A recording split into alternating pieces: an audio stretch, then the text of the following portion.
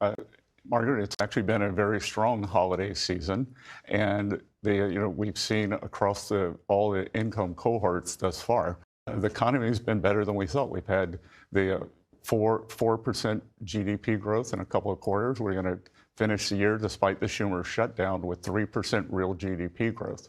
Well, Margaret, inflation's a composite number, and it's roughly the same year over year.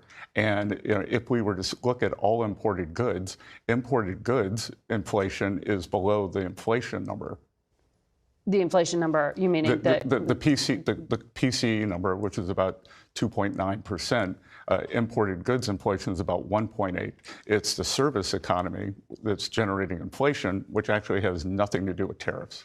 Well, Margaret, I think the president's frustrated by the media coverage of what's going on. This is the polling of average Americans. Yeah, but I think the average Americans are hearing a lot of it from media coverage. And I will tell you that the affordability has two components. There's inflation, and then there's real incomes. Real incomes are up about 1%. We've made a lot of gains, but remember, we've got this embedded inflation from the Biden years where mainstream media, whether it's Greg Ip at the Wall Street Journal, toxic Paul Krugman at the New York Times, or former Vice Chair Alan Blinder, all said it was a vibe session. The American people don't know how good they have it.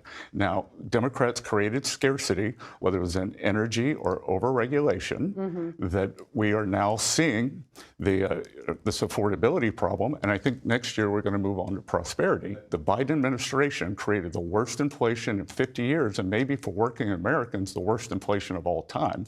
And we have pulled that number down.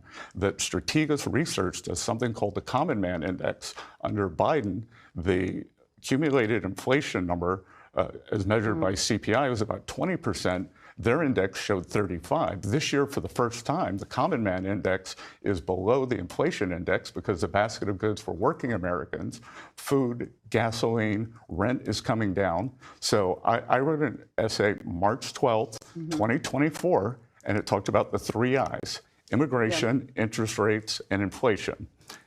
Mass unfettered immigration, depressed wages, caused housing prices to go up. President has closed the border. That is fixed. Interest rates have come down. The bond market just had the best year since 2020. And now we are working on inflation, and I expect inflation to roll down strongly next year. Nothing the Biden administration did worked.